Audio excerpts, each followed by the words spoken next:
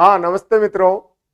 कल उच्चतम न्यायालय ने एक पुराने मामले पर अपना ऐतिहासिक निर्णय देते हुए कहा कि ये इलेक्टोरल बॉन्ड्स आर्टिकल 19(1)(a) आयकर अधिनियम, कंपनी अधिनियम, आरबीआई एक्ट सभी का उल्लंघन है और भारत सरकार ने 2017 में इसे वित्त विधेयक के तौर पर पेश कर और वो जो पारदर्शिता की आड़ में जो राजनीतिक दलों को फंडिंग करने की व्यवस्था थी, कल अपने इस ऐतिहासिक फैसले में सुप्रीम कोर्ट ने 15 फरवरी को 5 न्यायाधीशों की संवैधानिक पीठ ने इस इलेक्टोरल बॉन्ड्स को असंवैधानिक करार देते हुए और रद्द कर दिया। और उच्चतम न्यायालय ने कहा कि ये जो व्यवस्था है ये किस किस का उल्लंघन है। ये भारतीय संविधान का आर्टिकल 19(a) जिसमें सूचना का अधिकार शामिल है, उसका उल्लंघन है, क्योंकि भारत में सूचना का अधिकार 2005 से हमें प्राप्त है। प्रत्येक नागरिक जो मतदाता है वो ये पता कर सकता है कि किस राजनीतिक दल को कहां से चंदा प्राप्त हो रहा है। 2017 में एक वित्त विधेयक के तौर पर इस इलेक्टोरल बॉन्ड्स बिल को फाइनेंस बिल का रूप देते हुए संसद में पेश किया और 29 जनवरी 2018 को नोटिफाई करते हुए गजट नोटिफिकेशन इसका कर दिया था।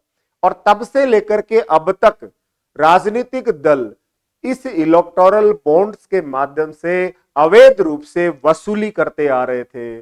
कल सुप्रीम कोर्ट ने कहा कि मतदाता मत देने का अधिकार है तो मतदाता को यह जानने का भी अधिकार है कि किस राजनीतिक दल को कहां से चंदा प्राप्त हो रहा है। भारतीय संविधान में तो यहां व्यवस्था बताई सुप्रीम कोर्ट ने और कहा भारतीय जनप्रतिनिधित्व अधिनियम, भारतीय जनप्रतिनिधित्व अधिनियम 1951 की धारा 29(c) का भी ये उल्लंघन है। इस इलेक्टोरल बॉन्ड्स के माध्यम से आप 1000 से लेके 1 करोड़ रुपए तक एसबीआई से ये बॉन्ड्स खरीद के आप किसी भी राजनीतिक दल को दे सकते हैं।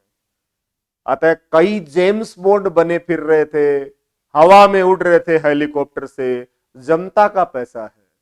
जो दिवालिया कंपनी होगी उनसे भी आप चंदा ले सकते हो, फिर उनका दिवाला नीतिगत निर्णय लेकर के उनको फायदा पहुंचा के कर सकते हो।